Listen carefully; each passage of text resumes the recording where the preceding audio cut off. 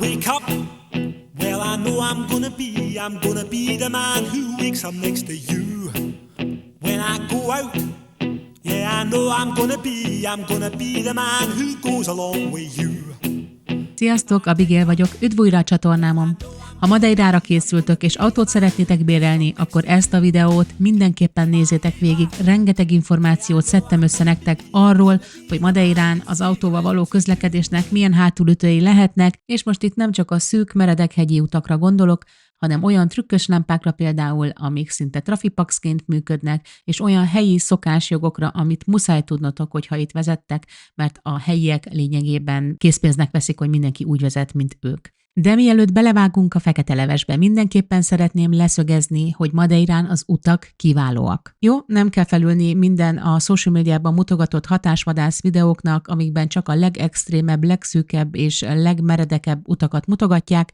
Alapvetően Madeirán az utak ilyen gyönyörűek, mint itt látjátok, elképesztő kilátással, és az utak minősége is szuper, jól karbantartottak, jobb minőségi utakat fogtok itt találni, mint otthon. Vannak olyan járhatatlan, meredek és szűk hegyi utak, ahova nem érdemes fölmenni, ezért nézzétek végig mindenképpen, ha csak egy videót néztek végig tőlem, akkor ez legyen az, mert ebben tényleg nagyon sok minden hasznos dolgot el fogok nektek mondani, hogy hogyan kerüljétek el az olyan utakat, és maradjatok végig az ilyen csodálatos utakon, mint ez. És az ilyen utak miatt érdemes Madeirán autót bérelni, autóba ülni és felfedezni a szigetet, és ezt a rengeteg gyönyörűséget, amit ez a sziget adhat nektek, akár innen csak az autóból is. Én 4 év tapasztalatát és tudását adom át nektek ebben a videóban. 4 éve gyűjtöm hozzá ugyanis az anyagot, és úgy gondolom, hogy mostanra összegyűlt már annyi, hogy körülbelül mindenre fel tudom hívni a figyelmeteket, amit fontosnak tartok. De akkor kezdjünk is bele. Az első és legfontosabb szerintem az, hogy tudjátok, hogy ezek nem autópályák, hanem csak autóutak. Tehát nincs rájuk felhajtó, rendes felhajtó legalábbis. Van, ahol van, de az is rövid, tehát itt, ahogy láttátok itt oldalt, meg kell állni sokszor, és megvárni, hogy legyen egy lehetőség, ahol besoroltok. Tehát nem tudtok automatikusan úgy kigyorsulni ezeken a felhajtókon, ahogy egy autópályán szokás. Erre mindenképpen figyeljetek oda, mert ebből lehet szerintem a legnagyobb baj. Ez csak cifrázza, hogy a helyiek képesek tényleg bárhol, bármikor félreállni, mint látjátok itt a felhajtón is, vagy akár egy körforgalomban. További nehezítő tényező, hogyha maga a rövid felhajtó, egyben lehajtó is, és az egész 2 alagút között van, közvetlenül az alagút kijáratánál, ami, hogyha valaki nem kapcsolja be a lámpát, igen trükkös lehet, mert nem is látod, hogy jön. Ilyen esetben nem csak az elhaladó autókra kell figyelni, hanem azokra is, akik le akarnak hajtani, és gyakran bizony elfelejtik kitenni az indexet. Most megmutatom ugyanezt a felhajtót azoknak a szemszögéből, akik az alagútból jönnek. Ennél a felhajtónál gyakran hatalmas sor alakul ki, mivel csak lassan tudnak besorolni, ezért az egyetlen kis lyukba, ami lehetséges éppen, azonnal kijönnek. Szóval, ha itt jössz ezerrel, abból is baj lehet. Legyetek tehát óvatosak az alagútak kijáratánál, mert nem tudhatjátok, hogy mi vár rátok ott.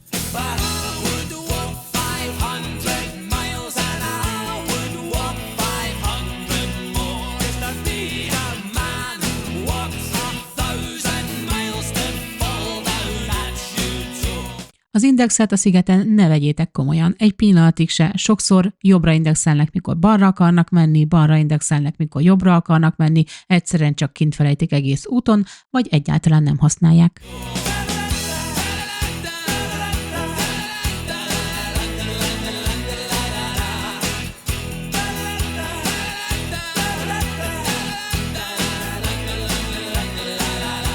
Téli hónapokban előfordulhatnak ilyen ködös délutánok, amikor az orrunkig alig látunk, ilyenkor egy ilyen fellehajtónál elképesztő dugók alakulhatnak ki. Mi 10 év alatt Németországban hozzászoktunk ahhoz, hogy egy ilyen helyzetben azonnal a fésűelv érvényesül, egy kocsi jobbról, egy kocsi balról, ez itt nem érvényesül. Tehát itt csak akkor menjetek, hogyha valaki megáll, egyértelműen jelzi a kezével, hogy mehetsz, különben balesetveszélyes lehet. Én nem azt mondom, hogy a helyiek nem előzékenyek, azt mondom, hogy ezeken az utakon rengeteg ország vezetési kultúrája találkozik, rengeteg bérelt autó van, szóval nem tudhatjátok, hogy ki mit hozott magával otthonról, ti minden esetre legyetek előzékenyek. A táblán szereplő felirat Modere Velocidade, ha ezt látjátok, az azt jelenti, hogy csökkentsétek a sebességet. Ezzel sokszor találkozhattok, különböző okokból írják ki, hogyha munkálatok vannak a pályán, hogyha esős idő van, hogyha ködös idő van, hogyha dugó várható, vagy baleset van. Ó igen, amihez mi még hozzászoktunk Németországban, hogyha lassul a forgalom, akkor azonnal a Rettungsgasse kialakul, egy ilyen középen egy üres mentősáv, amin végig haladhat mentő, rendőr, itt ezt még hírből sem ismerik. És most térjünk át a körforgalomra, ami egy nagyon-nagyon fontos téma, és muszáj tudnotok róla, hogy Portugáliában és Madeirán 2014-es törvénymódosítás értelmében úgy szabályozták a körforgalmakat, hogy a külső sávot csak és kizárólag abban az esetben lehet használni, hogyha rögtön az első kijáraton ki is hajtotok. Tehát lényegében kizárólag a belső sávot használják a körforgalomban. Mi Németországból jöttünk, ott németek simán körbe mennek a külső sávon, a harmadik kijáratig is akár.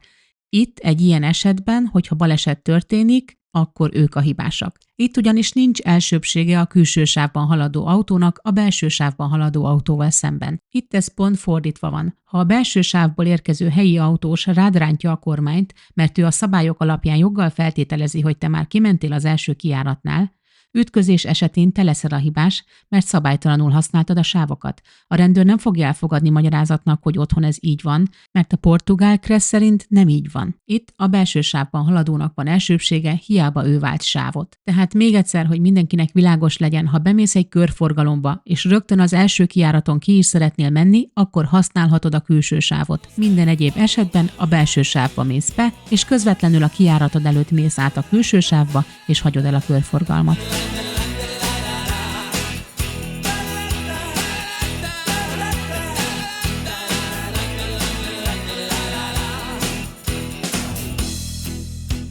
És most jöjjenek a rettegett, szűk, meredek madeirai utak. Először is hadd nyugtassak meg mindenkit, hogy mi még a 4 év alatt egyszer sem szorultunk be sehova Madeirán egy Q5-ös Audival. És 4 év alatt higgyétek el, hogy beautóztuk már a szigetet elég alaposan. Ezen kívül 3 roadtripünk volt az USA-ban, és 2 itt Európában. Sevillában találkoztunk a legszűkebb úttal, amikor bekeveredtünk véletlenül egy sikátorba, ott tényleg majdnem beszorultunk. Madeirán ennyire durva élményünk még nem volt. San Francisco meg Madeira után lényegében gyerekjátéknak tűnt nekünk. Madeira megtanít arra, hogy ne féljen az ember a meredek utaktól, az biztos. Nem akarom elbagatelizálni, tényleg vannak igen szűk utak, és igen meredek utak, volt már, hogy visítottam. Főleg az első évben, amikor az ember még nincs hozzászokva ezekhez a körülményekhez. A legfontosabb, amit tudnotok kell, nektek nem is kell hozzászokni, nektek el kell kerülni. És a legjobban úgy tudjátok elkerülni, hogyha a GPS-ben kikapcsoljátok azt a funkciót, hogy keressen mindig a legrövidebb utat. Mert itt Madeirán mindenhová vezetnek jó utak is, viszont vannak összekötők is, hegyi utak, amik ezeket az utakat összekötik, jól levágják, és sokkal gyorsabban oda lehet érni. Ezeket leginkább a helyiek használják, akik itt laknak. Nektek az égvilágon semmi keresni valótok nincs itt, egyszerűen azért keveredtek csak ide, mert a GPS úgy ítélte meg, hogy ez a legrövidebb útvonal ahhoz képest, amit beütöttetek. Szóval, ha ezt a funkciót kikapcsoljátok, akkor nem fog idehozni benneteket a GPS. Maradjatok végig a sárga úton. Tényleg, a sárga úton kell végig maradni, akkor nem lesz semmi gondotok. Ide csak azok jönnek, akik véletlenül ide keverednek, meg azok az influencerek, akik pontosan azért jönnek ide, hogy ilyen extrém körülményeket mutogassanak Madeiráról, mert nekik ez hoz nézettséget. Ti meg sajnos megijedtek, írtok nekem, hogy nem mertek autót bérelni, mert Madeirán minden út így néz ki. Ilyenkor a jogászvérem és az igazságérzetem üvölt bennem, nem néz így ki minden út Madeirán, vannak utak, amik így néznek ki, de ezeket el tudjátok kerülni. Egyébként a helyieket olyan szinten nem zavarják a szűk utak, hogy még tovább szűkítik őket azzal, hogy leparkolnak a szélére egy már egyébként is alapvetően egy normális európai szemmel szűknek mondott útra. Nevetek, de egyébként ez nem vicces, mint ahogy az sem, hogy a stop táblát egyáltalán nem tartják tiszteletben. Jó esetben intenek, hogy bocsi, hogy kijöttem eléd, de alapvetően ez is elmarad, és van, hogy még ők vannak felháborodva, hogyha te felháborodsz ezen. Azt hiszem, ez a felfestés mindent megmagyaráz. Kb. Ennyire veszik komolyan a stop táblákat, mint amennyire a feliratozást vették. Jó, nem akarok igazságtalan lenni, valószínűleg később épült a járda, mint a felirat, de akkor is nagyon vicces, kedves nekem, és annyira madeirai.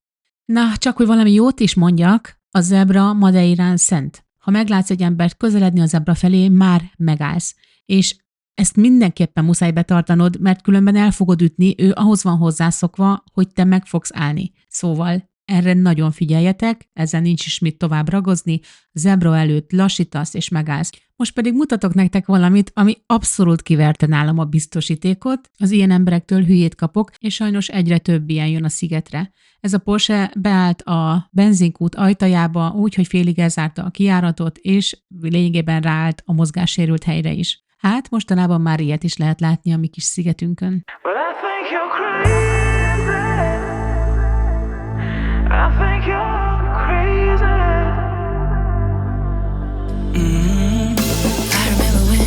I remember when I lost my mind.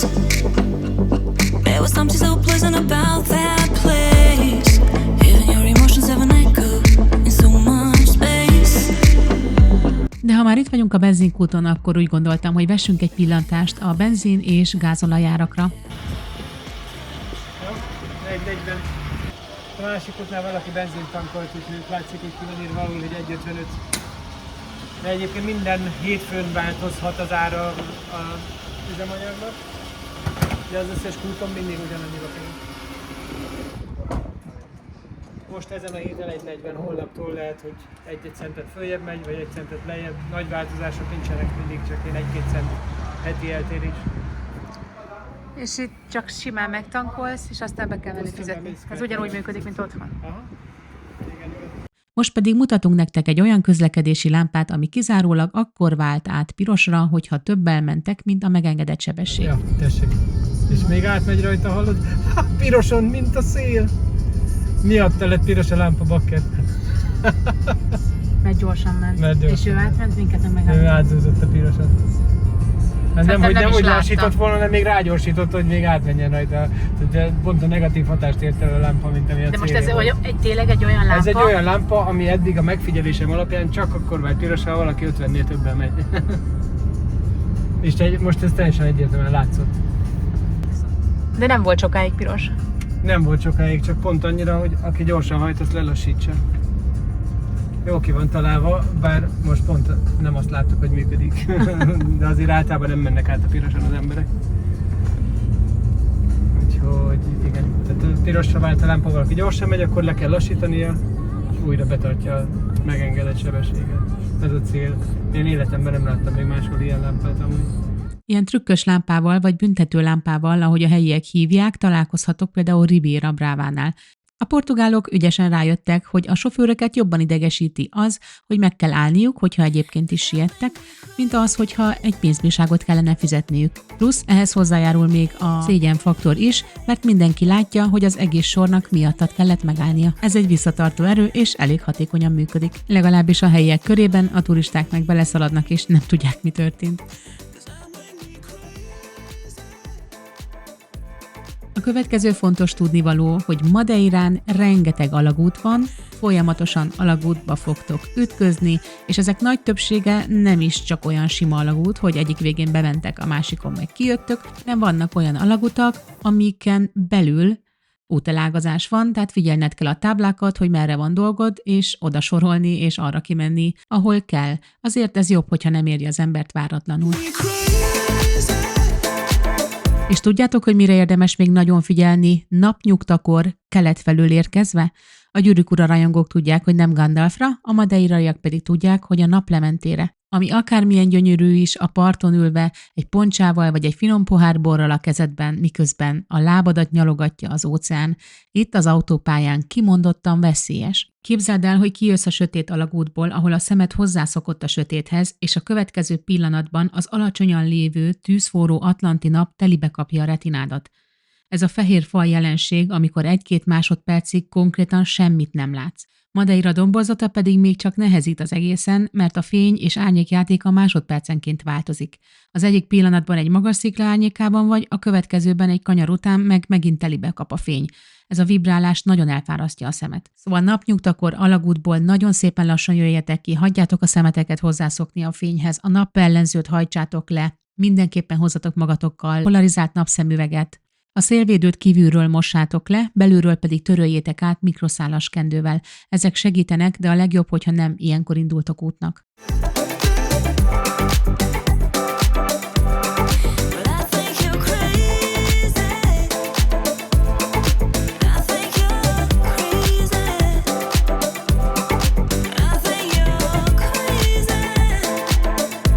főleg kedden és szerdán, ugyanis ilyenkor futnak be a nagy konténerszállító teherhajók Canizába. Ilyenkor ellepik az utakat a hatalmas kamionok, viszik az árut a raktárakba és a szupermarketekbe, a pingódózba és a kontinentébe. Ezek az emelkedőn nem tudnak olyan gyorsan haladni, ok nélkül lassítják a forgalmat, ráadásul, mint látjátok, még előzgetik is egymást. Ha ehhez még hozzávesszük az alagutat, a szemből elvakító napot, abból azért lehetnek problémák. De haladjunk tovább, bár nem akkorák, mint egy kamion, de azért igencsak problémát okozhatnak a buszok is.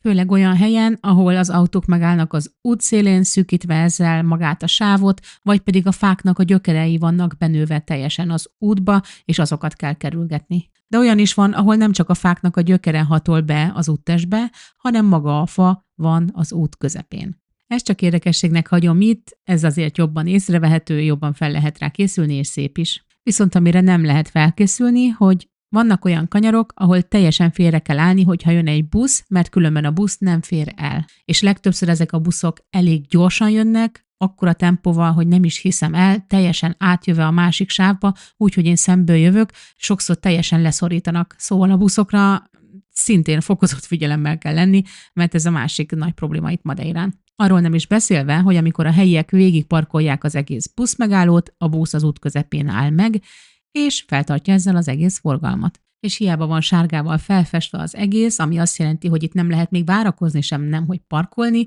nem foglalkoznak vele. Nektek viszont foglalkozni kell vele, tehát ha sárga vonalat láttok, ott nem szabad megállni, nem szabad várakozni, sokkal többször látunk bérelt vagy külföldi autókon kerékbilincset, szerintem a helyieknek valamiért jobban megengedett, vagy rájuk nem szólnak úgy rá, de rátok fognak.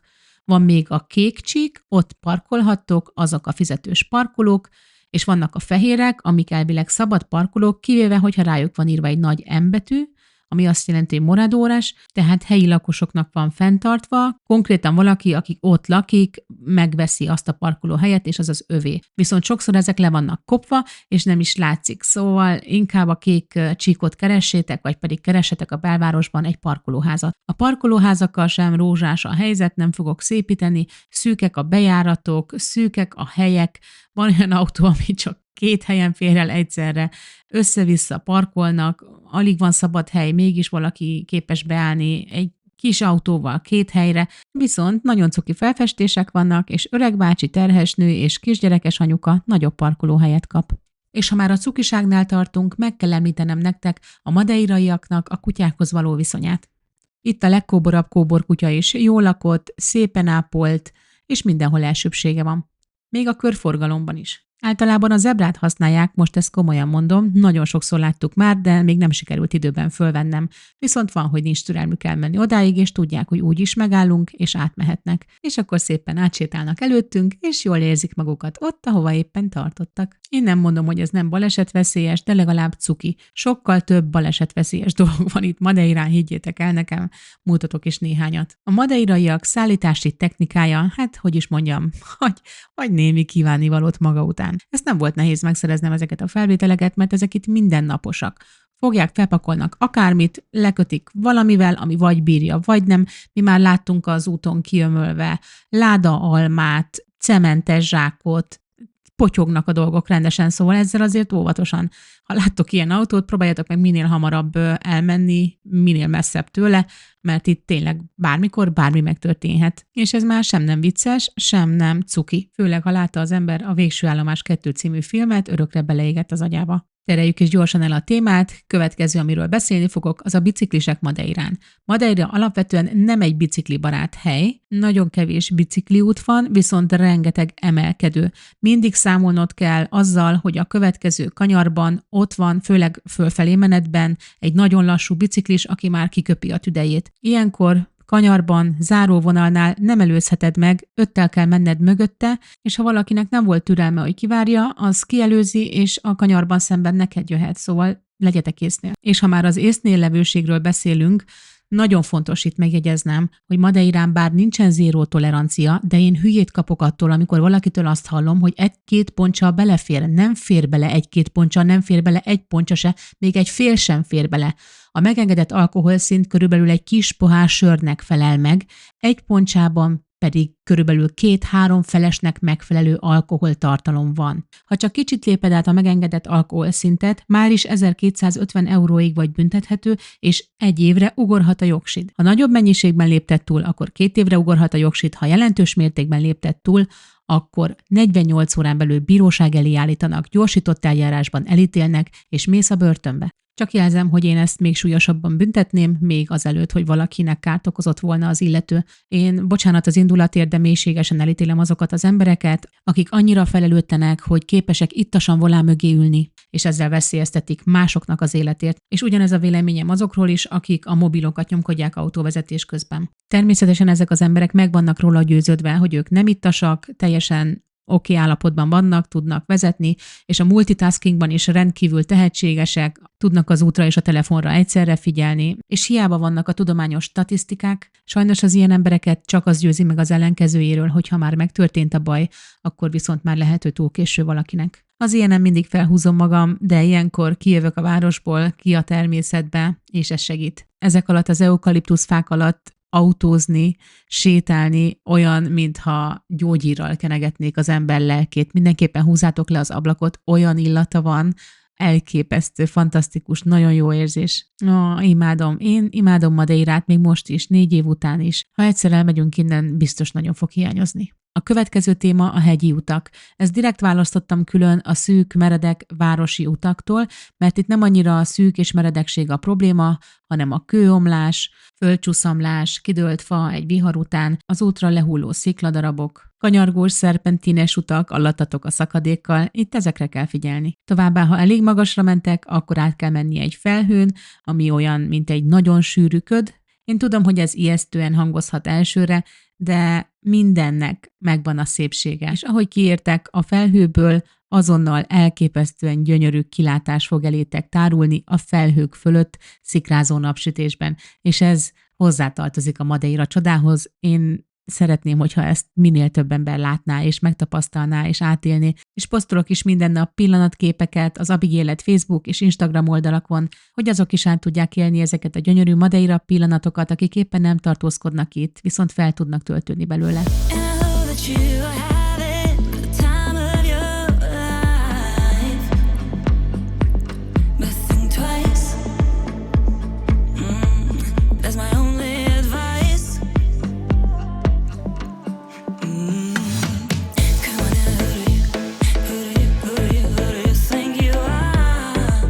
És természetesen a hegyekből, amire még oda kell figyelni, azok az állatok. Itt simán mászkálhatnak az úton tehenek, bikák, bárányok, kecskék, valamelyikkel biztos fogtok találkozni. Mindenképpen érdemes feljönni a hegyekbe, autózni egyet, tavasszal ilyen gyönyörű sárgába borulnak a hegyek, tényleg olyan, mintha az ember csodaországba jönne.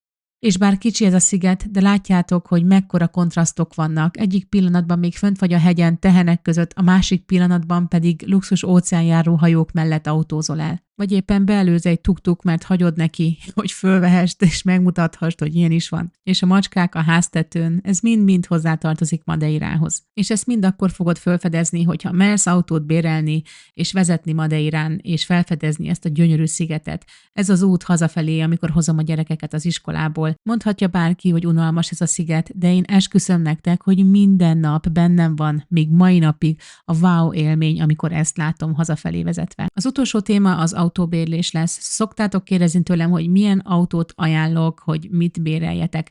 Én azt mondom mindig, hogy szerintem 4 kerék meghajtás, automataváltós SUV. Ez a legjobb választás, hogyha futja rá egy közepes méretű SUV, ami azért befér a parkolóházakba, de nem akad fönt a patkákon. Elég erős motorja van, hogy bármilyen meredek úton könnyedén felvigyen titeket. Én a bérlés helyszínéül leginkább a repteret szoktam ajánlani. Ez a legegyszerűbb, megérkeztek a repülővel, azonnal béreltek egy autót, és el tudtok menni a szállásra, majd elutazáskor itt le is tudjátok adni, és így nem kell költeni taxira. Remélem hasznosak voltak ezek az információk, igyekeztem mindent összeszedni nektek.